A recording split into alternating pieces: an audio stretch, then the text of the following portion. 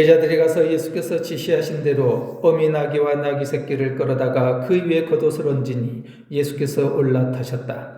큰 무리가 자기들의 겉옷을 길에다가 폈으며 다른 사람들은 나뭇가지를 꺾어다가 길에 깔았다. 그리고 앞에 서서 가는 무리와 뒤따라오는 무리가 외쳤다. 호산나 다윗의 자손께 복되시다. 주님의 이름으로 오시는 분 더없이 높은 곳에서 호산나. 예수를 업고 가는 아프리카 당나귀라고 하는 책이 있습니다. 예수를 업고 가는 아프리카 당나귀, 스티븐 룽구라고 하는 사람의 이야기인데요. 지도에서처럼 아프리카 저 아래쪽에 조그만 나라 짐바브웨에서 태어난 사람입니다.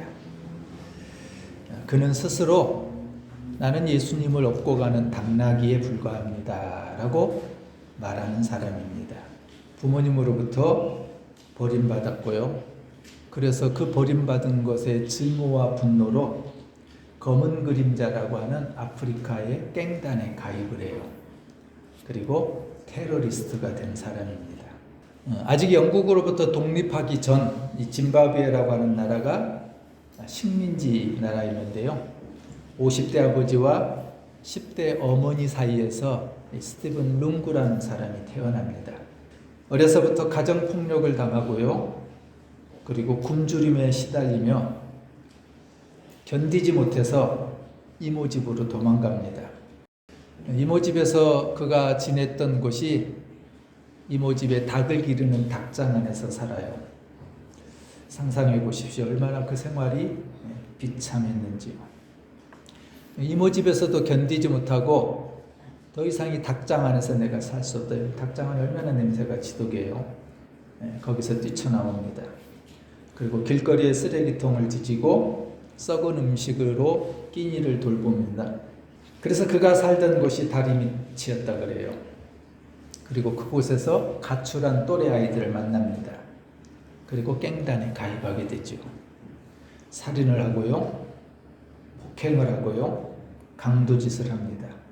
그러다가 이 짐바브웨라고 하는 이 나라가 흑인들의 나라인데 백인들을 우리가 몰아내고 흑인들의 땅으로 만듭시다 라고 하는 구호를 외치면서 해방투쟁을 합니다. 공공시설에 폭탄을 던지기도 하고요. 많은 사람들이 다치고 죽습니다. 스스럼 없이 살인을 저지릅니다. 어느 날 스티븐 룽구는 은행을 폭파하기 위해서 준비합니다. 화염병을 만들고 그리고 은행에 사람들이 몰려들 때 은행에 대다수가 이제 백인 사람들이 있을 거니까 그 은행에다가 사제 폭탄을 던지고 도망가는 계획을 짭니다. 그러다가 그 은행을 향해서 가는 길에 은행 옆에 허름한 천막을 하나 발견을 해요. 보니까 그 안에 사람들이 모여 있는 것 같고 뭔가 어떤 사람들이 연설을 하는 것 같고 그 연설을 귀담아 듣는 것 같아요. 천막 안으로 들어가 봅니다. 스티븐 룽구가 은행을 폭파하기 위해서 가던 길에서 곁에 있던 천막 안에 들어가는 순간 그날 그 천막 안에는 전도 집회가 열리고 있었어요. 선교회에서 사람들을 모아놓고 복음을 전하면서 전도하는 집회였던 겁니다. 스티븐 룽구가 들어가는 그 순간 그에게 꽂힌 말씀이 하나 있었어요. 죄의 삭은 사망입니다. 스티븐 룽구는 아무것도 모르는 사람이었음에도 불구하고 그 천막에서 들었던 그 첫 단어 죄의 삭은 사망입니다 라고 하는 이 말씀에 예수를 만나고 그 자리에서 예수를 영접합니다. 로마서 6장 23절인데요. 죄의 삭은 죽음이요 하나님의 선물은 우리 주 예수 그리스도 안에서 누리는 영원한 생명입니다. 살아오면서 아무도 그에게 살인하고 폭행하고 폭력을 일으켰던 그 사람, 그 잘못이 잘못이라고 말해준 사람이 아무도 없었던 겁니다. 죄가 죽음을 가져온다고 하는 사실을 가르쳐준 사람도 없었습니다. 그런데 그 순간, 짧은 순간 은행을 폭파하기 위해서 은행을 들어가기 직전 곁에 있던 그 천막에 들어가서 만났던 그 말씀 앞에 그에게 성령이 임하고 그 자리에서 그가 예수를 믿어요. 인생의 갈림길에서 만난 5분, 폭탄을 던지러 갔던 그 은행 옆 전도 집회에서 복음의 폭탄을 맞은 스티븐 룽구, 그는 훗날 선교사가 됩니다. 평생을 가난한 나라에 예수 복음을 전하는 전도자의 삶을 살게 됩니다. 그가 예수를 만나고 이렇게 간증을 합니다. 하나님께서는 부모에게 버려져 온갖 증오와 분노, 폭력으로 뒤덮인 저의 인생에 찾아오셔서 새로운 삶을 살게 하셨습니다. 저를 버린 어머니와 아버지를 모두 그리스도인으로 변화시키셨으며 저를 통해 수많은 가정이 회복되고 견고해지게 하셨습니다.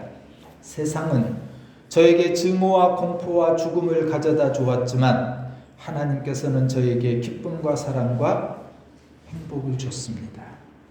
세상은 저를 버림받은 자라고 손가락질하여 부모님을 증오하게 했지만 하나님께서는 부모님까지도 예수님을 전하는 전도자로 저를 변화시켜 주셨습니다.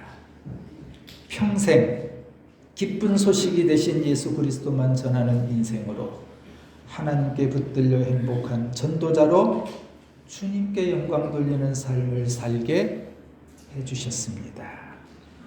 예수를 만나 나는 예수를 업고 가는 당나귀에 불과합니다 라고 외쳤던 스티븐 룽구라고 하는 선교사의 간증입니다.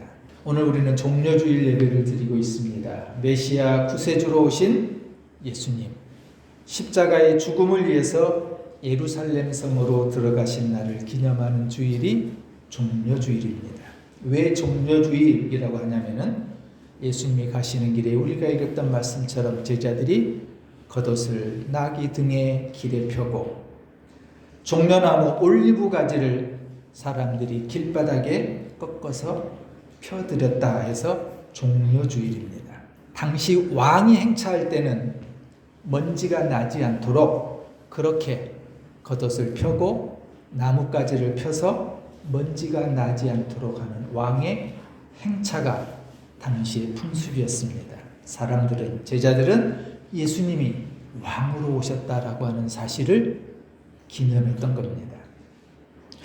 예루살렘 성으로 예수님이 들어가신 것에는 크게 두 가지의 의미가 있습니다. 첫째는 예수님은 고난과 죽음을 맞이하기 위해서 예루살렘 성으로 가십니다. 마태복음 20장에 보면 보아라 우리는 지금 예루살렘으로 올라가고 있다. 그들은 사형을 선고할 것이다. 예수님은 당신이 예루살렘에 가면은 고난을 당하고 결국에는 사형을 당할 거라고 하는 사실을 알고 계셨어요. 이미 제자들에게도 그렇게 예언해 주셨어요. 예수님은 죽음이 기다리고 있는 그 길을 알고도 예루살렘으로 가십니다. 또 하나 예수님이 예루살렘으로 들어가신 것은 인류의 왕으로 오신 그 예수님께서 왕으로 오시는 의식을 스스로 준비하신 겁니다. 예수님은 사람의 몸을 입고 이 땅에 오셨어요. 그런데 그 누구도 예수님을 메시아로 구세주로 영접하지 않았습니다. 제자들마저도 예수님을 한 나라를 전복시키는 유대의 해방을 가져오는 그런 메시아 정도로, 구원자 정도로 알았지, 온 인류의 죄를 대신해서 짊어지시고 우리를 구원하시는 구세주로는 아직까지는 모르고 있었던 겁니다. 오히려 예수님을 핍박했고요, 십자가에 죽게 합니다. 이것이 사람들이 예수님에게 한 대접이었어요. 그래서 예수님은 스스로 당신이 하나님의 아들로서 인류의 죄를 대신하여 십자가에 죽으시는 왕으로 오셨다고 하는 사실을 알려드리기 위해서 스스로 왕으로서의 의식을 행하셨던 겁니다. 그래서 죽음이 기다리고 있지만 그 예루살렘을 향하여 걸어가신 것, 그것이 종려주일입니다. 오늘 우리가 읽지 않았습니다만 1절과 2절에 이런 말씀이 있습니다. 예수와 그 제자들이 예루살렘에 가까이 이르러 올리브산에 있는 벳박의 마을로 들어섰다. 그때 예수께서 두 제자를 보내시며 그들에게 말씀하셨다. 맞은편 마을로 가거라. 가서 보면 나귀 한 마리가 메어 있고 그 곁에 새끼가 있을 것이다. 풀어서 나에게로 끌고 오너라. 예수님은 감람산 또는 올리브산이라고 부르거든요. 그곳에서 제자에게 성으로 들어가기 위한 준비를 시켜요. 그곳은 어디냐면은 죽은 나사로를 살렸던 베다니와 아주 가까이에 있는 동네였어요. 그 벳박에서 예루살렘으로 들어가는 준비를 하시면서 제자들을 어디로 보내냐면요, 맞은편 마을로 가라고 하셔요. 성경에 이름도 안 나와요. 그 동네가 어딘지도 모르겠어요. 근데 예수님은 그 이름도 알 수 없는 마을로 제자들을 보내서 어린 나귀 새끼를 끌고 오라고 합니다. 그리고 그 어린 나귀가 주님께 쓰임을 받지요. 왜 예수님은 나귀를 데려오라고 하셨을까요? 당시의 왕은 위풍당당하게 말을 타고 행차하는데 왜 예수님은 말이 아니라 그렇게 하실 수 있었음에도 불구하고 나귀, 그것도 어린 나귀를 타셔야만 했을까요? 힘없고 연약한 나귀. 이미 구약에서는 스가랴서라고 하는 책에 메시아가 이 땅에 오셔서 십자가에 죽으시기 위해서 가실 때 어린 나귀를 타실 거라고 하는 것을 이미 선지자를 통해서 예언해 놓으셨어요. 예수님은 그 일을 이루시기 위해서 어린 나귀를 타시고 예루살렘으로 들어가십니다. 모든 것이 부족하기만 한 것, 이게 어린 나귀예요. 아무것도 아직 몰라요. 어린 나귀는 철저하게 주인에게 순종할 수밖에 없는 존재가 바로 어린 나귀입니다. 마가와 누가복음의 기록, 이 마태랑 똑같이 병영되어 있는 구절에 가서 보면은 이 나귀에 대해서 설명하면서 마태가 표현하지 않는 특별한 단어 하나를 소개해요. 이 나귀는 한 번도 타지 않은 나귀다. 한 번도 타지 않은 그 나귀를 끌고 오너라. 이런 말씀을 해요. 순수하고 순결한 나귀. 예수님이 그 나귀를 타고 가신다는 거예요. 여러분, 이 말씀에는 예수님이 예루살렘에 들어가시는 나귀를 타고 가시는 이 장면은 굉장히 중요한 의미가 담겨져 있습니다. 주님이 쓰시는 사람의 기준이 있다는 거예요. 주님이 우리를 사용하실 때요, 주님이 우리를 하나님의 나라의 도구로 쓰실 때요, 주님이 사용하시는 기준, 쓰임이 있다는 거예요. 내가 힘이 있고 가진 것이 있어서 무엇인가를 할 수 있는 사람, 힘이 있는 사람, 그 사람이 아니라는 거예요. 여리고 때로는 어리숙해 보이지만 어린 나귀가 제자리에 아무것도 할 수 없어서 오직 주인에게만 순종할 수밖에 없었던 그 어린 나귀는 제자리에 그냥 매어 있었던 나귀예요. 주님이 말도 아니고요, 큰 나귀도 아니고요, 아무것도 하지 못하는 어린 나귀를 사용하고 계시다는 겁니다. 여러분, 우리가 주님께 쓰임받기 위해서요, 대단하고 특별해지려고 할 필요가 없다는 거예요.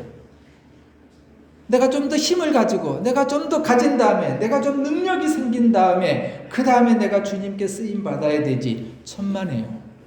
여러분, 때로 평범하게 잘 묶여있는 것이 평범해 보인 것 같지만, 아무것도 아닌 것, 대수롭지 않은 것처럼 보여지지만, 그것이 가장 값진 도구가 될 수 있다는 사실을 예수님은 어린 나귀의 사건에서 우리에게 가르쳐주고 있습니다. 연약하지요. 병들어서 몸도 아프지요. 내가 할 수 있는 것 아무것도 없는 것 같지요. 근데 주님은 바로 그런 사람들을 통해서, 바로 그런 존재를 통해서 쓰고 싶어 하신다는 것, 이게 어린 나귀의 의미입니다. 입으로만 예수 믿지 않아야 되고요, 겉으로만 예수 믿는 사람처럼 흉내내지 말아야 되고요, 주님이 쓰시는 인생이 되기 위해서 내가 발버둥 칠 필요 없이 그저 있는 자리에서 그냥 매어 있으면 돼요. 그냥 평범하지만 내가 주님을 향해서 시선을 거두지 않고 쓰임받기 위해서 내가 헌신하는 그날까지 순전하게 순결하게 살아가면 돼요. 3절에 이렇게 말합니다. 누가 너희에게 무슨 말을 하거든 주님께서 쓰시려고 하십니다. 하고 말하여라. 그리하면 곧 내어질 것이다. 어떤 사람이 제자일까요? 많이 가지고 능력이 있고 많은 일을 행하고 오랜 믿음의 경륜을 쌓아갔던 것 물론 중요하지요. 오늘 본문을 보세요. 주님의 제자가 어떤 사람이냐면요, 주가 쓰시겠다라고 가서 말만 해. 그리고 제자들은 가서 그 말만 합니다. 그 말씀만 전했어요. 내 생각이나 내 방법이나 내 주장이 아무리 좋아 보여도요, 당연한 것 같아도요, 말씀에서 벗어나면 제자가 될 수 없다는 거예요. 주가 쓰시겠다고 가서 말해. 그러면 그 주인이 그렇게 내 말을 들어줄 거야. 그리고 제자들은 예수님이 말씀하신 그 말씀, 그 명령만 전합니다. 설명도 안 해요. 제자는 내가 할 수 있는 것이 없는 사람입니다. 내가 할 수 없는 것을 인정하고 나는 못해요, 나는 할 수 없어요 라고 하는 것을 아는 사람, 바로 그 사람이 제자입니다. 말씀을 들은 대로 가라 하면 가고요, 멈추라 하면 멈추면 돼요. 들어도 못 들은 척 하지 말고요, 어린 나귀를 어디에 쓰시려고 그러냐고 비난하지 말고요, 사람들이 조롱해도 야 그래서 뭐해, 그 어린 나귀 새끼 갖고 뭘 할 수 있어 라고 조롱해도 말씀대로만 그렇게 순종할 때 주님이 책임져 주신다는 거죠. 나귀의 주인인지 성경은, 나귀의 주인이 누구인지 성경은 소개하지 않습니다. 등장하지도 않아요. 누군지도 몰라요. 그러나 그는 하나님을 분명히 사랑하는 사람이었으면 분명합니다. 어쩌면 예수님의 숨은 제자였을 수도 있어요. 예수님이 당연한 듯 가서 말하거든요. 맞은편 마을로 가서 나귀와 어린 나귀 새끼가 메어 있을 것이다. 가서 주께서 쓰시겠다고 하라 전하면은 풀어줄 거야 라고 예수님이 아주 당당하게 말하거든요.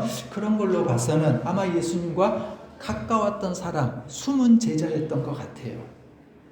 주님께서 쓰려고 하십니다. 그리고 주님은 그 어린 나귀를 쓰십니다. 어린 나귀를 내어놓은 나귀의 주인, 여러분 생각해 보세요. 어느 날 느닷없이 어떤 청년들이 오더니 메어있는 당신의 나귀와 나귀 새끼를 끌어가겠다는 거예요. 근데 이 주인은 한마디의 대꾸도 없이 예수님 말씀 그대로 그냥 풀어서 내어줘요. 주님은요, 우리의 재능을 쓰고 싶어 하시고요, 또 우리의 헌신을 쓰고 싶어 하시고 우리의 봉사를 사용하고 싶어 하셔요. 주님께서 나의 재능과 나의 시간과 나의 물질을 쓰시겠다면 우리가 할 수 있는 일을 그냥 내어드리는 거예요. 왜요? 뭐 하시게요? 아무것도 아닌데요? 말할 필요가 없다는 거예요. 주님께서 나의 소유와 재능 그리고 봉사를 쓰시려 하신다면 여러분 그게 놀라운 축복 아니겠어요?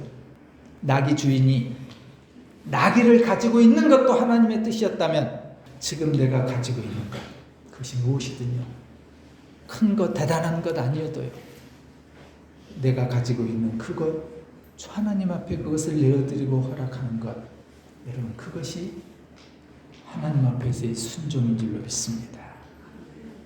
나귀 주인은 주가 쓰시겠다는 그 말 한마디에 순종합니다.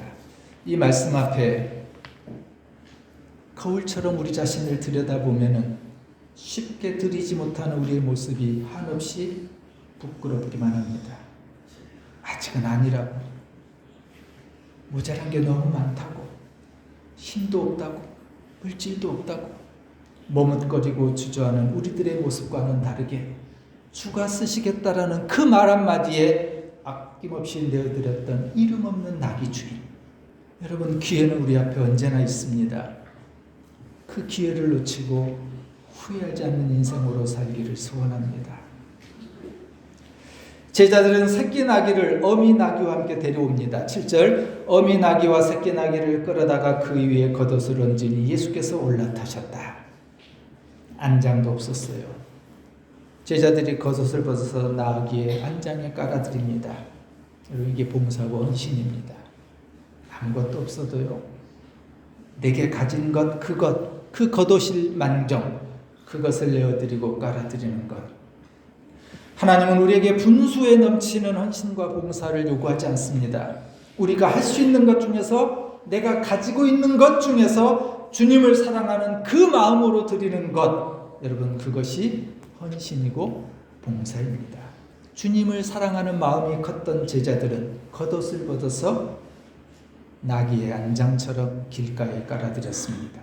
8절에 큰 무리가 자기들의 겉옷을 길에다가 폈으며 다른 사람들은 나뭇가지를 꺾어다가 길에 깔았다. 제자들이 겉옷을 펴서 나귀의 안장으로 깔아드리고 길에 펴자 사람들이 보고서 곁에 있는 무리들이 옷을 벗어서 따라하는 거예요. 길에 펴고 종려나무를 꺾어다가 길가에 왕으로 오시는 예수님을 모시는 거예요. 그러면서 외치죠. 호산나 다윗의 자손께 복되시다. 주의 이름으로 오시는 분, 더없이 높은 곳에서 호산나, 호산나, 호산나, 호산나 다윗의 자손이요. 다윗의 자손은 메시아를 말하는 거고요. 호산나는 우리를 구원해 주십시오. 우리를 살려 주십시오. 우리를 구원해 주십시오. 라는 얘기예요. 예루살렘에 들어가는 길에는 수많은 사람들이 종려나무 가지를 꺾어서 깔고 흔들고 겉옷을 펴면서 호산나 호산나 춤추고 찬양하며 예수님을 영접합니다. 여러분, 이게 성도의 삶이에요. 예수 믿는 사람의 삶이에요. 온 도시가 소리를 지르고 춤을 추고 환호성을 올렸습니다. 예수님을 업고 가는 당나귀, 스스로를 그렇게 말했던 스티븐 룽구라는 사람. 그는 비록 살인하고 폭행하고 온갖 악행을 저질렀던 악한 사람이었지만 그가 예수님을 만나고 성령을 경험하고 주의 제자가 된 이후에 사람을 의지 않고 하나님만을 의지하는 삶을 살게 됐던 겁니다. 스티븐 룽구, 그는 죄의 노예였습니다. 보잘것없이 살던 나귀에 불과했습니다. 죄의 결과는 사망이라고 하는 사실 앞에 무너지면서 내 삶의 주인이 내가 아니라 전능하신 하나님 예수라고 하는 사실을 알게 되면서 예수를 업고 가는 아프리카의 당나귀로 남은 생을 복음을 전하는 전도자로 살게 됐던 겁니다. 죽으시게서 십자가를 지시고 예루살렘 성으로 가시는 주님, 그 주님께서는 오늘 우리에게도 우리를 쓰시겠다고 말씀합니다. 어린 나귀에 불과한 우리지만, 아니 그보다 더 초라할 수 있는 우리지만 주님은 우리를 사용하시겠다고 말씀합니다. 사랑하는 여러분, 어린 나귀처럼, 그 어린 나귀를 내어주었던 이름 없는 주인처럼 예수를 업고 가는 아프리카의 당나귀로 살았던 스티븐 룽구처럼 오늘 저와 여러분이 그 순종으로 살아가기를, 그래야 하나님 앞에 귀하게 쓰임받는 복음의 증인 되시기를 주의 이름으로 축원합니다. 걸어가신 아버지 하나님, 나의 죄를 용서하시기 위하여 십자가의 구원의 길을 가시는 주님, 자격 없는 우리를 불러주셔서 예배자로 살게 하시니 감사합니다. 어리숙해 보이지만 제자리에 매어 있던 나귀처럼 우리를 주님께서 쓰시는 도구로 사용하여 주옵소서.